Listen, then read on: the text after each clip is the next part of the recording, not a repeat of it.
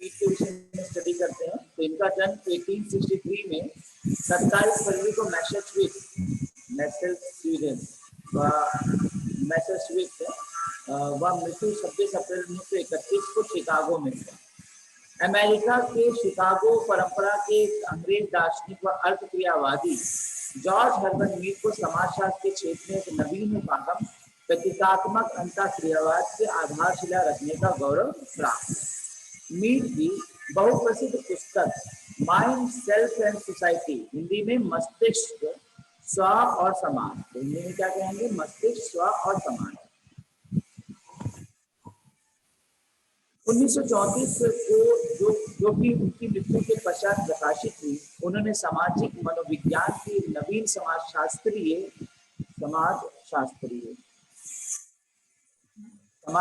ढंग से व्याख्या की है। उनकी अनेक प्रमुख कृतियां, इंपॉर्टेंट बुक्स हैं। 1932 में प्रकाशित हुई the philosophy of the present, 1934 में प्रकाशित हुई माइंड, सेल्फ एंड सोसाइटी, 1936 में movements of thoughts in the 19th century, 38 में the philosophy of the act, selected writings periodic. ये सब बाद में एडिशन में उनके उनके फॉलोअर्स ने सब एडिट करके छापा। अगर देखें तो उनकी जो प्रमुख किताबें हैं 1932 में the philosophy of the present और माइंड, सेल्फ एंड सोसाइटी ये है। और सबसे इम्पोर्टेंट जो किताब है जो सबसे ज्यादा पूछी जाती है वो एक ही है और वो है माइंड, सेल्फ एंड सोसाइटी। ठीक है, ये ध्यान देने की जरूरत है। माइंड, सेल्फ एंड सोसाइटी 1934 में छपी। क्लियर?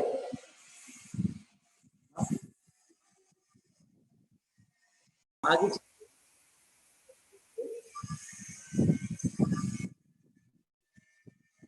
प्रतीकात्मक अंतःक्रियावाद, दैट इज सिंबॉलिक इंटरैक्शन। क्या होता है प्रतीकात्मक अंतःक्रियावाद, इसको देखें। प्रतीकात्मक अंतःक्रियावाद एक सैद्धांतिक दृष्टिकोण है जो सामाजिक अंतःक्रियाओं के अध्ययन पर बल देता है। इसे सांकेतिक अंतःक्रियावाद या अंतःक्रियावाद के नाम से भी जाना जाता है। प्रतीकात्मक अंतःक्रियावाद में मूलतः मानवीय व्यवहारों के मूर्त स्वरूप दिखाई देते हैं। साधारण रूप से पहले समझ लीजिए, फिर मैं इसको और थ्योरेटिकली समझाता हूँ। प्रतीक यानी इशारे। जैसे हमने आपको इशारा किया, हमने ऐसे इशारा किया, हमने ऐसे इशारा किया, तो ये सारे इशारे हैं। ये इशारे अंतःक्रिया के दौरान जो इस्तेमाल किए जाते हैं, यानी एक दूसरे से इंटरेक्शन करने के लिए। तो हम हमेशा भाषा का ही प्रयोग नहीं करते, बल्कि हम प्रतीकों का भी प्रयोग करते हैं। फॉर एग्जाम्पल, 1 मिनट के लिए हम अपनी आवाज को बंद करते हैं और फिर हम कुछ बोलें।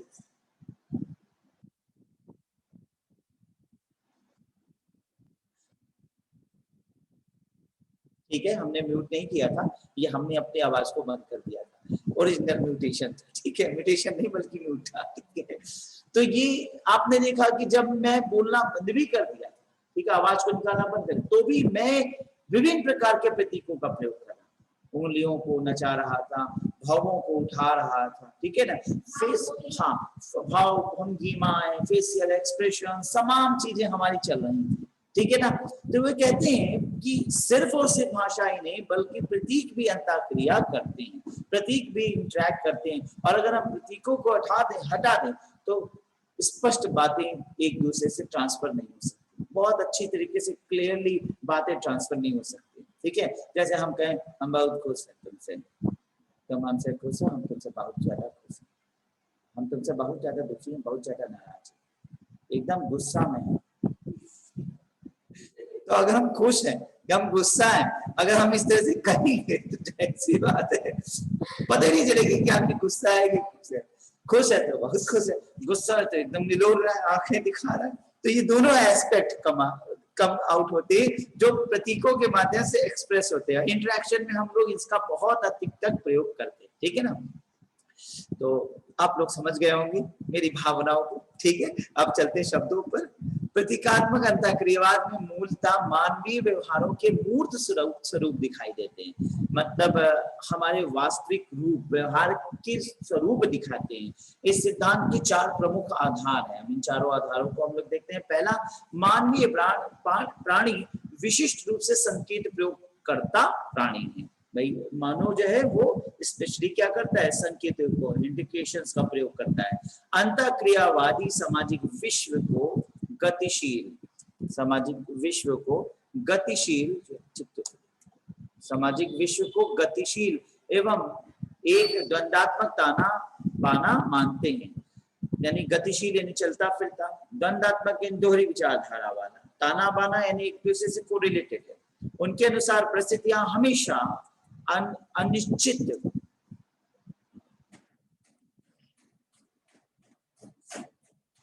हमेशा अनिश्चित परिणामों, ठीक कर दे, अनिश्चित परिणामों सहित संघर्षों से भरी हुई होती है। यानी हम संघर्ष जैसा स्थिति बनी हुई है, हमें पता नहीं है कि परिणाम क्या आएंगे, अनिश्चित परिणामों से भरा हुआ है। जैसे आप मेहनत तो कर रहे हो लेकिन आपका निश्चित नहीं है कि पास होगे कि फेल होगे। हम परिणामों के विषय में निश्चितता से नहीं कह सकते, हम कोशिश कर सकते हैं। हम संघर्ष में हैं, परिस्थितियां संघर्ष से भरी हुई हैं। भाई हम कभी सोचते हैं चलो सब सही होगा, फिर कभी सोचते हैं कभी हम जो कर रहे हैं वो उचित नहीं है, फिर कभी सोचते हैं कि जो कर रहे हैं इसका परिणाम क्या आएगा, और फिर करते समय उस पर संघर्ष करते रहते हैं। तो ये सारी चीजें, जैसे हमने ये वर्क शुरू किया, हमने एकदम रिस्क ले लिया कि हमें अब कुछ और नहीं करना है, हमें इंस्टीट्यूशन को चलाना है, डिग्रियां हैं सारी चीजों को बगल रख दिया और लग गए हैं इंस्टीट्यूशन भी। तो ये परिस्थिति हमने क्रिएट किया, अब इसका परिणाम सुनिश्चित नहीं और संघर्ष से भरा हुआ है। अब इसी में कोरोना आता है तो लगता है कि हमने गलत रास्ता ज्वाइन किया, फिर कोरोना जाता है और जब पैसे आते हैं लगता है बड़ा अच्छा रास्ता ज्वाइन किया। तो ये सारी सिचुएशन क्या है, परिस्थितियां अनिश्चित है और संघर्ष से भरी हुई है, ठीक है ना। और द्वंदात्मक ताना बाना यानी अच्छा बुरा।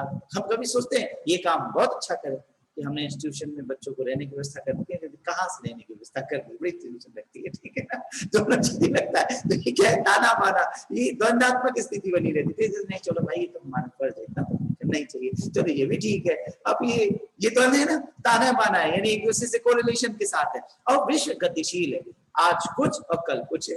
आज हमने कुछ सोचा, कल हम एनजीओ रन करने लगे, पता चला एनजीओ का वर्क और अच्छा होगा तो उसमें चले गए। तो स्विच ओवर होता है। तो ये विश्व गतिशील स्थिति में बना रहता है, ठीक है ना। और जीवन चरित्र हमेशा फेरबदल, मतलब कितना अच्छा फिलोसफिकल रूप से लगता है राजेश खन्ना के डायलॉग्स पढ़ रहे हैं, ठीक है ना। जीवन चरित्र हमेशा फेज बदल।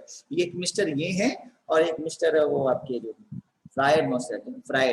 फ्राइड की बातें बोलते हैं। दोनों राजेश खन्ना, या राजेश खन्ना इनसे प्रभावित कह सकते हैं क्योंकि ये सारे राजेश खन्ना के जो दार्शनिक विचारधाराओं से प्रेरित है। उनके फिल्म आनंद वगैरह को आप देखिए तो बाबू मचाए जीवन जो है, ये विश्व एक कठपुतली का घेरा है, तो ये एक सा रंगमंच है। तो ये सब कुछ एकदम वैसे ही लगता है जैसे डायलॉग्स इनमें से चुरा के रखा गया हो।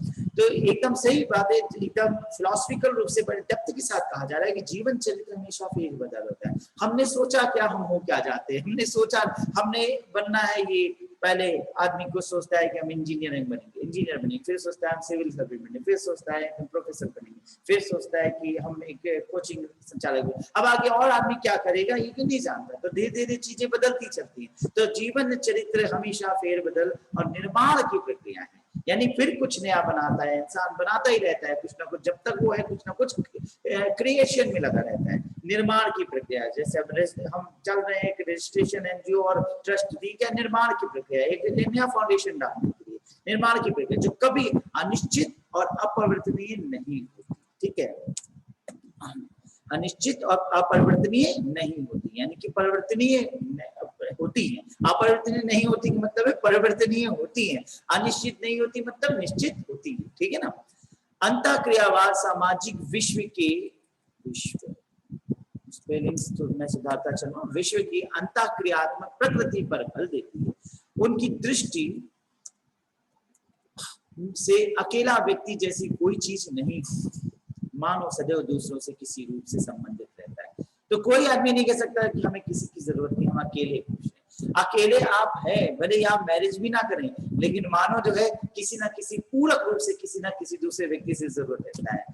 अब नहीं मैरिज करेंगे तो क्या होगा, मार्केट में जाएंगे दुकानदार से सामान तो खरीदेंगे ही ना, खरीदेंगे तो कहीं ना कहीं मनुष्य से जुड़े हुए हैं, और कहीं नहीं आकर टीचर से पढ़ेंगे तो फिर कहीं ना दरवाजा टूटेगा तो मिस्त्री से जुड़ेंगे, वो बनाएंगे। तो कुल मिलाकर के कहीं ना कहीं से हम लोग जुड़े हुए हैं, मनुष्यों से जुड़ा हुआ है। अकेला मनुष्य जैसा कोई कॉन्सेप्ट नहीं हो सकता, ठीक है ना। ये चीज है। दृष्टि से अकेला व्यक्ति जैसी कोई चीज नहीं होती, मानव सदैव दूसरों से किसी ना किसी रूप से संबंधित होता है। ठीक है, मैं आपके एग्जाम्पल्स देता हूं ताकि आप लोगों को आपके तरीके से समझ में आ जाए। अंतःक्रियावादी प्रतीकों के पीछे छिपी हुई प्रक्रियाओं और अंतरक्रियाओं की खोज करते हैं। अब अंतःक्रियावादी जो इंटरेक्शन करता है व्यक्ति, वो कोशिश करता है कि जो ये प्रतीक बोल रहा है, ये जो कह रहा है, इसके पीछे इसका क्या मीनिंग है, उसको समझने की वो कोशिश करता है, खोज करता है, एक्सप्लोरेशन करता है इसके मीनिंग को समझने का, ताकि वे सामाजिक जीवन के अंतर्निर्मित प्रतिमानों और स्वरूपों का निर्धारण कर सके। तो समाज में जो हम जी रहे हैं, इसमें जो प्रतिमान है, स्टैंडर्ड्स हैं और स्वरूप है, कुछ उसका आधार बन सके। यहाँ पर नोट में, वास्तव में यह सिद्धांत मूल सामाजिक प्रक्रियाएं, ऐसी प्रक्रिया जो समान रूप से सभी में पाई जाती है, की खोज पर बल देता है। वे लोग, उदाहरण में लोग चिकित्सकों, मादक दवाओं के सेवनकर्ताओं, संगीतज्ञों और मरणासन में व्यक्ति जैसे विभिन्न प्रकार के व्यक्तियों के समूह में पाई जाने वाली समान प्रक्रियाओं का अध्ययन करता है।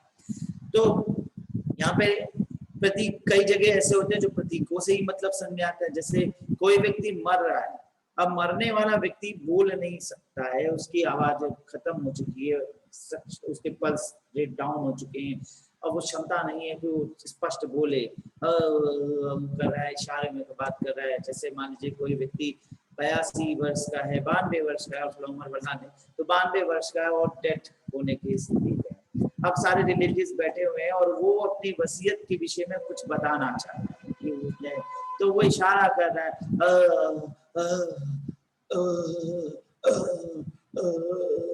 अब वो कह रहा है, अब लोग उसकी बातों से इशारा ना कर रहे हैं, हाथ दुका या वाला छोटे भैया का दिए, अब वो वाला बड़के भैया दियो, हाँ, अब वो सिविल लाइन वाला के कर दियो,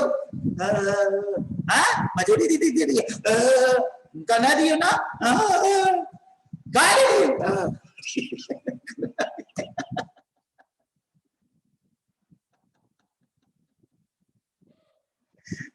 नहीं बताने के कर दिया। ठीक है, ट्रस्ट के नाम लिख दिए, एक नया ट्रस्ट बनने जा रहा है, एज फाउंडेशन, उसको दे दिए। ठीक है, करके प्रतीक बहुत कुछ बोलते हैं, इशारों में सारी बातें हो जाती हैं। दो लोग मिलते हैं, इशारा करते हैं, इशारों में कहानी आगे बढ़ जाती है। ठीक है ना, प्रतीक बहुत कुछ बोलते हैं। ठीक, तो समझ गए होंगे प्रतीकों का खेल। अब सिद्धांतों पे चलते हैं। तो मीड का आत्म का सिद्धांत यानी सेल्फ थ्योरी, अब ये बड़ा इंपॉर्टेंट है, यहाँ से डेप्थ में समझिएगा। अंतःक्रियावादियों की आत्म की अवधारणा अत्यधिक महत्वपूर्ण है। आत्म के विकास के बारे में कूले व मीड दोनों ने अपने महत्वपूर्ण सिद्धांत प्रस्तुत किए। अब कूले साहब, जब मैं आपको 4 स्कूलें पढ़ाऊंगा तो वहां बता दूंगा। अभी चूंकि मीड की बात करेंगे तो मीड को यहाँ पे स्पष्ट करते हैं। इन दोनों ने सेल्फ की बात की है। कूले ने, थोड़ा सा मैं ब्रीफ कर दे रहा हूँ, लुकिंग सेल्फ ग्लास थ्योरी की बात की है, आत्म दर्पण का सिद्धांत की बात की है। जरा मैं आपके दर्पण को जान लूं, कुछ बताइए, आत्म दर्पण क्या है उनका?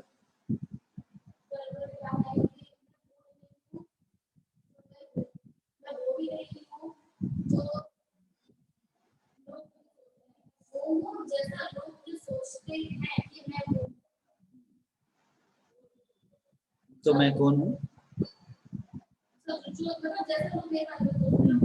ठीक है, इंदु बताओ इस पर, कूले का आत्म क्या कहता है इसको ना? आत्म दर्पण, हाँ, आत्म दर्पण का सिद्धांत सब वो ये भी, जैसे भी मीड ने भी कहा है, लेकिन कूले भी यही जानने के इच्छुक थे, मतलब वो भी ये जानना चाहते थे खुद से कि स्वयं का जो निर्माण होता है, सेल्फ का, वो कैसे काम करता है और इसके निर्माण से दूसरे व्यक्तियों में की क्या भूमिका होती है, उन लोगों से क्या भूमिका उनकी जुड़ती है और उनका सेल्फ कैसे। आवाज क्यों बंद कर दी? आवाज बंद हो रही है, अब चालू हो गई। सर मैं कह रही हूँ कि जो मिलता जुलता उनका है चार्ल्स कूले से मीड का, वो कहते हैं कि सेल्फ जो होता है, स्वयं, वो कैसे ये काम करता है, कैसे निर्माण करता है लोगों के बीच में, उनके जानने की इच्छा थी। सर मुझे तो इतना ही आ रहा है। पहले कूले का समझ लीजिए। चार्ल्स कूले ने आत्म दर्पण का सिद्धांत था। दर्पण क्या होता है? दर्पण वो होता है जो हमें बताता है कि हम कैसे हैं। ठीक है ना। मिरर। मिरर, दर्पण नहीं मिरर। तो हम मिरर में देखते हैं तो हम जानते हैं अरे हम बड़े सुंदर हैं, अरे हम तो, हमारा रंग तो गोरा है, अरे हम तो ठीक ठाक दिखते हैं, अरे हम खराब लगते हैं। ये जो दर्पण है ये हमें बताता है। अगर एक बात करें कि दर्पण इस दुनिया से गायब कर दे, ठीक है ना, तो आपको कैसे पता चलता कि आप कैसे दिखते हो? तब लोग बोलते हैं कि आप काले हो, आप गोरे हो, आप सुंदर हो, आप अच्छे हो, है ना। तब फिर तो सभी की मान लेते ना, अच्छा रहता। हाँ, तो यही स्थितियां। तो यहाँ पर कूले साहब कहते हैं कि व्यक्ति को नहीं पता होता कि वो कैसा है, वो अपने विषय में एक आई बना के चलता है, मैं ऐसा हूँ, मैं बढ़िया हूँ। लेकिन सर वो जैसे सोसाइटी चाहती है वैसे ही बनने की कोशिश तो करता है वो भी। लेकिन पहले वो आई होता है ना, पहले वो अपने विषय में सोचता है कि हम ऐसे हैं, हम ऐसे हैं, हम इस तरीके के हैं, हम बढ़िया हैं, हम अच्छे हैं। क्योंकि हर आदमी अपने आप को बेहतर मानता है, कोई भी आदमी अपने आप को बुरा नहीं मानता, ये एक फैक्ट है। हम सही हैं, हम अच्छे हैं, हम ठीक है, हम बहुत अच्छा पढ़ाते हैं, हम बहुत बढ़िया काम करते हैं, हमारे से कोई पढ़ाता ही नहीं होगा, हम जैसे पढ़ाते बहुत बढ़िया पढ़ाते हैं। अब ये मैं हूँ, ये मेरा है, ये मैं सोच रहा हूँ, ये आई है मेरा, ठीक है ना, ये मैं सोच रहा हूँ। अब मैं निकल के गया, मैं जब पढ़ा रहा हूँ तो मुझे लग रहा है बच्चों को बहुत अच्छा पढ़ा रहा हूँ, बहुत बढ़िया पढ़ाना जानता हूँ, मैं बहुत अच्छा टीचर हूँ। उसके बाद मैंने कहा ला यार ठीक है तो चाय पी के आता हूँ।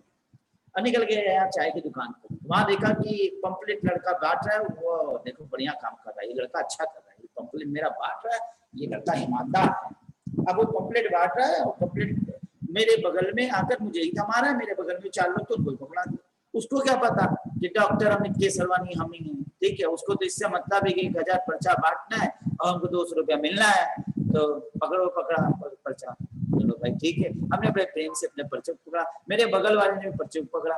अब मैंने देखा कि वो लोग पर्चा पढ़ रहे हैं, बड़ी खुशी हुई, ए भैया पूरा पढ़ना, देख नीचे तक पढ़ना, मेरा पर्चा है, मेरा पर्चा। मन ही मन हम सोच रहे हैं, उसको बोल नहीं रहे। अच्छा, अब मुझे लग रहा है कि जब ये पर्चे को पढ़ेंगे तो अगर इनको पढ़ाई का मन होगा तो मेरे पास आएंगे। अब उन्होंने पढ़ना और बात करना शुरू किया, कहा कि पर्चा है यार, कोचिंग का है। ताकि को लड़का चला गया, अरे कौन से कोचिंग अनुसंधान है, अरे यार ये केसरवानी जो पढ़ाता है। अब आपस में 2 लोग बात कर रहे हैं, मैं सुन रहा हूँ। अरे यार फेंकता है साला एकदम, कोई अरे कहने को समाज शास्त्र का है, कोई हमको तो लगता ही नहीं कि इसको कुछ आता है। अब मैं तो सोच रहा था यार बड़ा अच्छा पढ़ाता हूँ, बड़ा बढ़िया बताता हूँ, ये मेरा मैं है मैं, लेकिन ये बोल रहा है फेंकता है, खराब है, सुख चाहता ही नहीं है। अरे वही सब पुराना रटा पटा पढ़ा देता है, किताब उठाता है और पढ़ता रहता है, रीडिंग मारता रहता है, कुछ कॉन्सेप्ट सेंटेंस का है नहीं है। इससे अच्छा तो XYZ सर पढ़ाते हैं, मैं नहीं बोलूंगा कौन सी सर अच्छा पढ़ाता है, ये जान ठीक है, XYZ पढ़ाते हैं। तो मुझे लगा कि यार पहली बार में मेहनती बात क्यों मानूं, 100% लोग थोड़ी हमारे फेवर में हो सकते हैं, एक गधा है, बेवकूफ है, चलो अच्छा ठीक है चलता हूँ, घर चलता हूँ। ऑटो पे बैठ गया। अब ऑटो पे देखा वहां पर भी 2 लोग कोचिंग के विषय में बात कर रहे थे, मेरे बोर्ड को देखते हुए। अरे यार ये अनुसंधान है कहते, हाँ हाँ हाँ बोर्ड बड़ा अच्छा लगा रखा है, बढ़िया कोचिंग लगती है। तभी एक दूसरा व्यक्ति उसको समझाने लगा, अरे नहीं यार बहुत अच्छी कोचिंग नहीं है, हम बस फालतू दिखावा करता है, एक्चुअली ट्रायल वायल देता नहीं, एक ही दिन में लोगों को बरगला करके उसी में 12 घंटे बैठा के एकदम दिमाग को पिघला देता है और असली में कुछ पढ़ाता नहीं। तो क्लास में बुलाता है तो बस वही है, घुमा फिरा के जलेबी की तरह समझा देता है, बस पढ़ाई ऐसे निपटा देता है। मैंने एक जगह और सुना ऐसे ऐसे बोल रहे हैं। फिर मैं गया, मैंने कहा जरा देखो जो बच्चों को मैं पढ़ा रहा हूँ वो मेरे विषय में क्या सोचते हैं। तो मैंने बच्चों के बीच में अपने आप को डिस्गाइज किया और वहां पर पहुंच गया जहां बच्चे सब रहते हैं इधर उधर। मैंने सुनना शुरू किया तो बच्चों ने कहना शुरू किया, अरे ठीक है, मतलब कुछ नहीं से something is better than nothing, चूंकि इलाहाबाद में कोई पढ़ाने वाला नहीं है, मजबूरी है पढ़ना है, कोई बहुत अच्छा टीचर थोड़ी है, ठीक है पढ़ाने।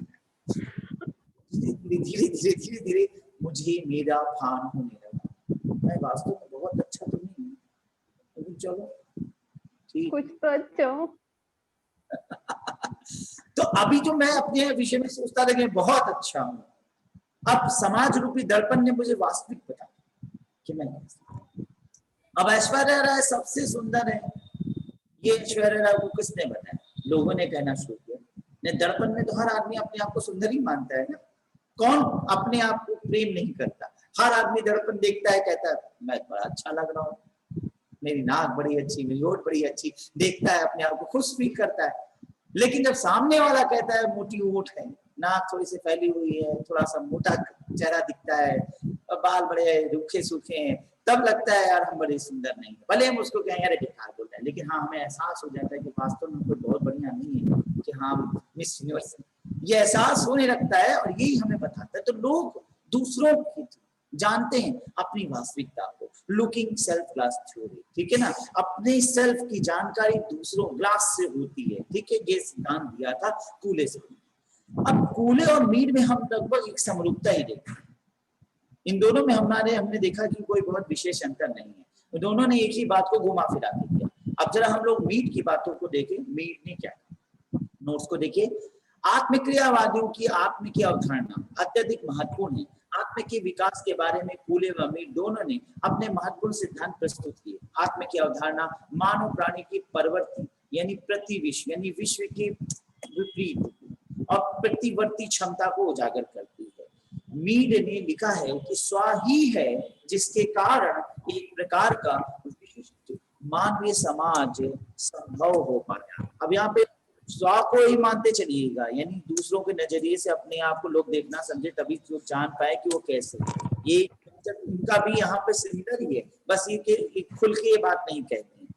एक स्टेटमेंट से समझिएगा, एक स्टेटमेंट क्या बोल रहा है, इन्होंने कहा कि स्व ही है जिसके कारण एक प्रकार का विशिष्ट मानवीय समाज संभव हो पाया, यानी सभ्य समाज का विकास हो पाया है। स्व ने ही लोगों को बताया कि वो कैसे, ठीक है ना, सेल्फ का विकास हुआ। अब यहाँ पे एक बात का बस अंतर क्या है, उन्होंने आई और मी कह दिया, ठीक है ना, इन्होंने सेल्फ का डेवलपमेंट वर्ड बोल दिया, बस यही। वो कहते हैं मेरा का विकास, इन्होंने कहा आत्मा का विकास, मेरा का विकास और आत्मा का विकास, बस इतना ही थोड़ा सा डिफरेंस है, ठीक है। आगे मीड ने अपनी पुस्तक माइंड सेल्फ एंड सोसाइटी में स्व निर्माण के 2 चरण में मैं और मुझे का सविचार वर्णन किया है। अभी इसे आत्म के डेवलपमेंट के लिए उन्होंने आई और मी के विषय में बताया, कहा पहले आई विकसित होता है और फिर आई के बाद मी विकसित होता है। जस्ट सिमिलर थ्योरी जारी है, अगर पूरे की थ्योरी से इसको मिलान करें तो बहुत सिमिलर जारी है। प्रथम चरण में मैं का विकास होता है, यानी आई जो स्वतः प्रस्फुट निकलता है, प्रस्फुट होता है, प्रस्फुट।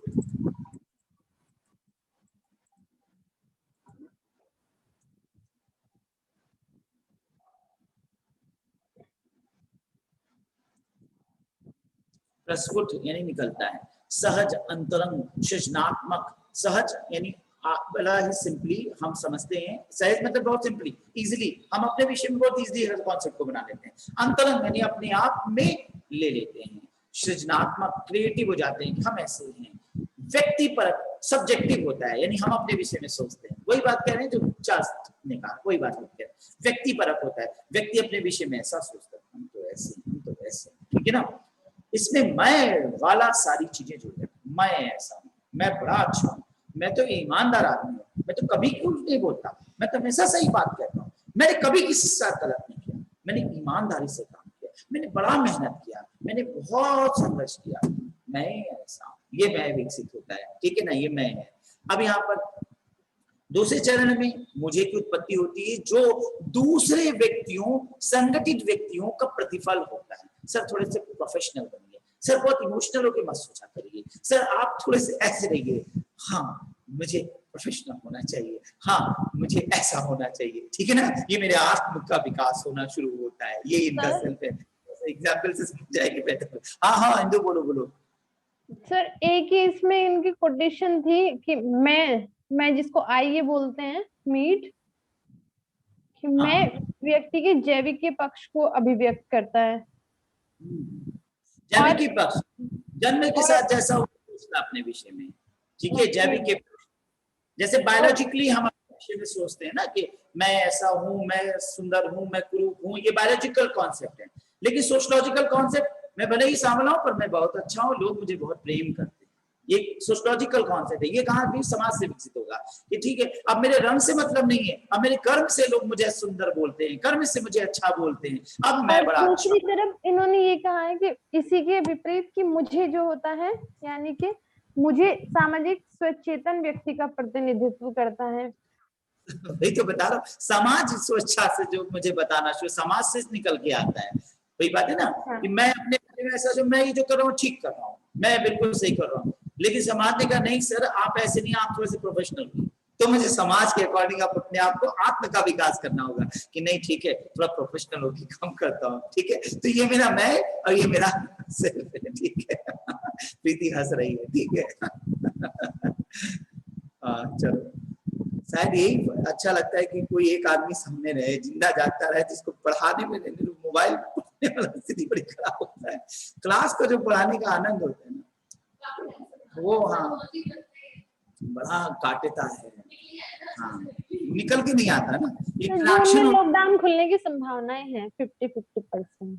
खुल जाए, हम तो बहुत तंग आ गया, सब बच्चे आ जाए, अच्छे से पढ़ाए, जब आत्मा चली गई, शरीर ही पढ़ो। रियलिटी है, वो बच्चों में हमारी आत्मा बसी हुई है, एक फीलिंग सा हो चुका है ना, हमको बड़ा अंदर से तकलीफ सा होता है। ये लगता है कि हमारा शरीर वही पड़ा है और हम बेजुबान से मतलब बिना, हाँ एक इमोशन जुड़ा हुआ है। हाँ कोई बुराई भी करता है तो उससे भी प्यार हो जाता है, ठीक है निंदक निहारे राखो आंगन कुटी चवाए, सही है तो बात बोल रहा है, हमें तो ये कमी है, ठीक कहता है ये। जबकि लोगों को गुस्सा आता है कि मेरी बुराई क्यों करता है, मुझे ऐसा लगता है चलो सही कहता है, कमी तो है मुझ में, मुझे ये चीज ठीक से नहीं आती है, मुझे इसमें सुधार करना। हाँ भैया तुम ठीक कहते हो, तुम्हारी बातों को जोड़ देता हूँ। रियलिटी बताओ, मेरे जो नोट्स आप पढ़े इम्प्रूव देखते हो, इसमें भी कई रीजन है।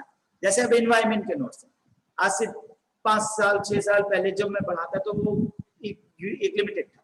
फिर मेरे पास एक स्टूडेंट है अजमा, वो एनवायरमेंटल साइंस में थी, ठीक है, उसमें पीएचडी। अब वो हर एक पे कमेंट करते, सर नहीं ठीक कहा आपने, सर ये नहीं ठीक कहा, सर ये ऐसे नहीं करिए सर, तुम्हें हाँ बेटा तो आप समझ सकते हो आपका। तो जब पूरा बैच एंड हो गया, संघर्ष के साथ पढ़ाए उसको, ठीक है, क्योंकि आप जब पीएचडी हो और हम नॉर्मल पढ़ा रहे हैं तो बड़ा संघर्ष। अब मुझे बहुत दफ्तर में पढ़ना भी पड़े, क्योंकि मुझे हर वक्त पढ़ते समय लगता था अजमा ये बोलेगी, अगर अजमा नोट देखेगी वीडियो देखेगी तो अजमा यहाँ कमेंट करेगी, अजमा यहाँ कमेंट करेगी। एक टीचर की आप नहीं समझ सकते, जिस दिन आप टीचर बनेंगे उसी दिन समझ सकते हैं। अजमा ये अगर कोई कमेंट करे तो फिर बिल्कुल कॉन्सेप्ट नहीं क्लियर है, अजमा ये बात कहेगी। तो अजमा को पढ़ाने की दृष्टिकोण, भले हम क्लास को पढ़ा रहे थे लेकिन अजमा से डर लगता था कि अजमा कहीं ना कहीं कमेंट करेगी। तो अब हम अजमा के पॉइंट से पूरी चीजों को बहुत बढ़िया से बनाने लगे और अच्छा बनाए। जो साधारण 20 पन्ने का 25 पन्ने का नोट्स था वो अब 50 से 60 में पहुंच गया।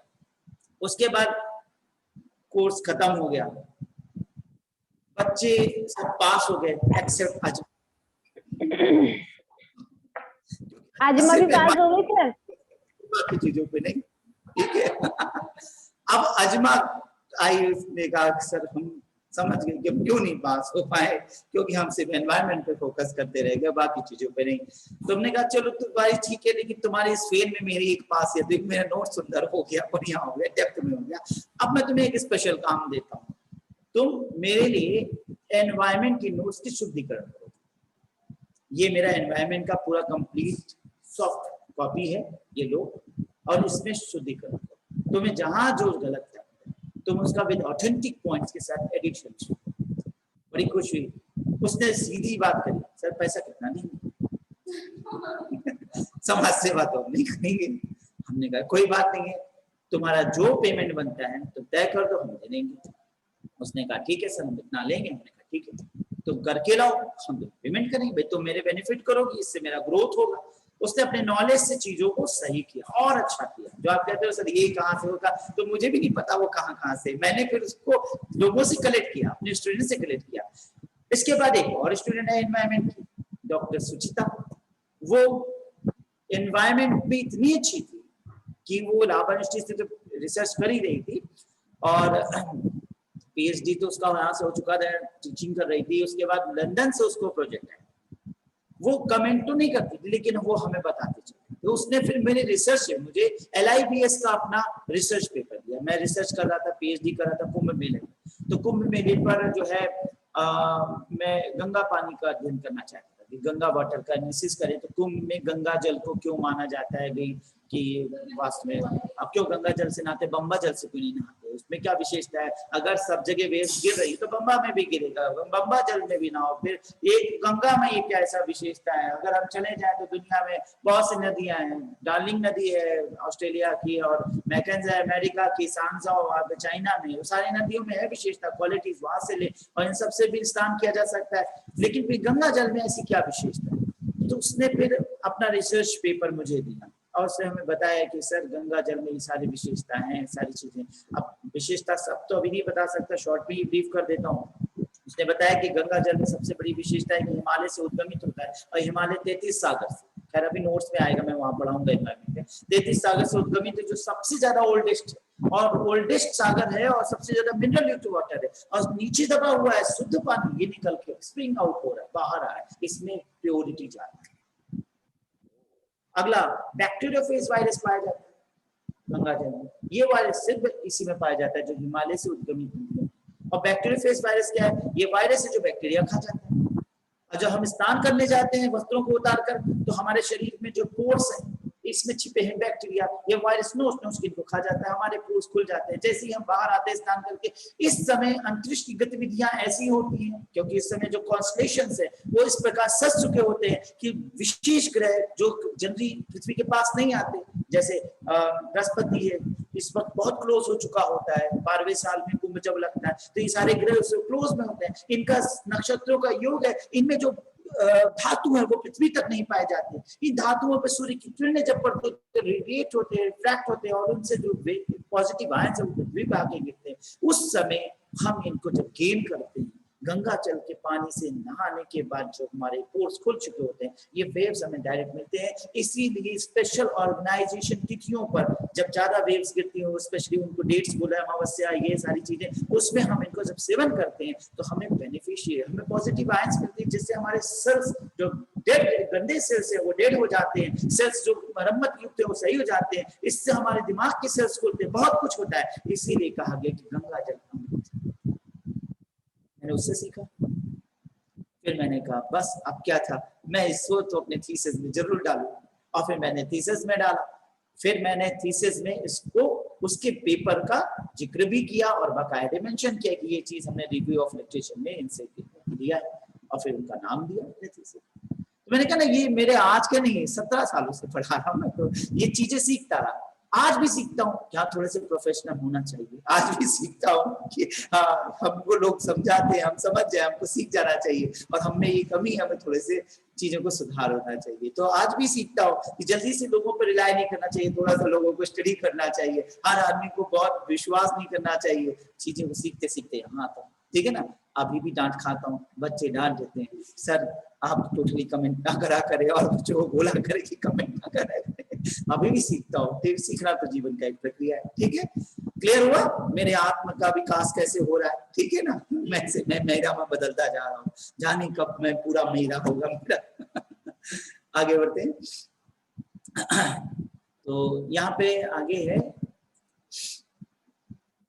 हाँ, दूसरे चरण में मुझे की उत्पत्ति होती है, जो दूसरे व्यक्तियों, संगठित व्यक्तियों का प्रतिफल होता है, जो उसे वृद्ध समाज के साथ जोड़ता है। स्वनिर्माण की प्रक्रिया का है दूसरा चरण, अधिक सामाजिक और निश्चित होता है।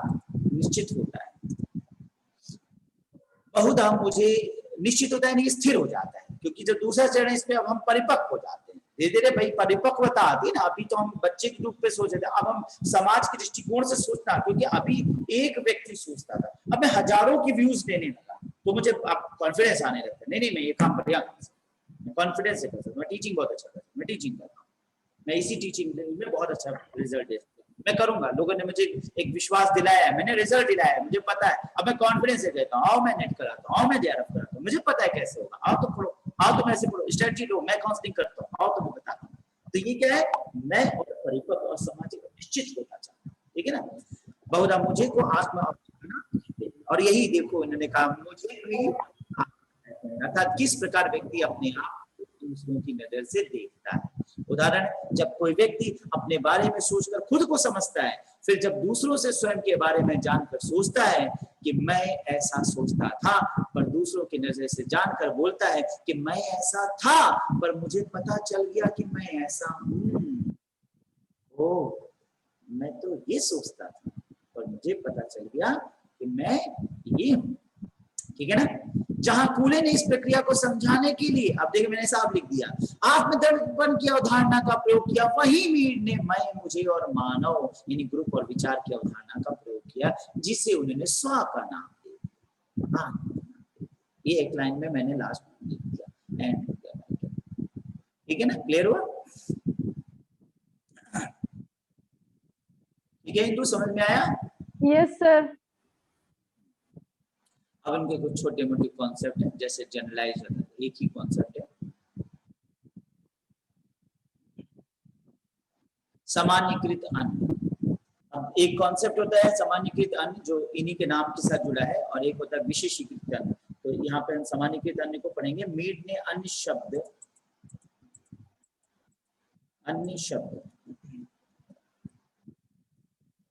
का प्रयोग भिन्न अर्थ में करते हुए सामान्यीकृत अन्य की अवधारणा को प्रस्तुत किया। सामान्यीकृत अन्य से तात्पर्य संपूर्ण समुदाय,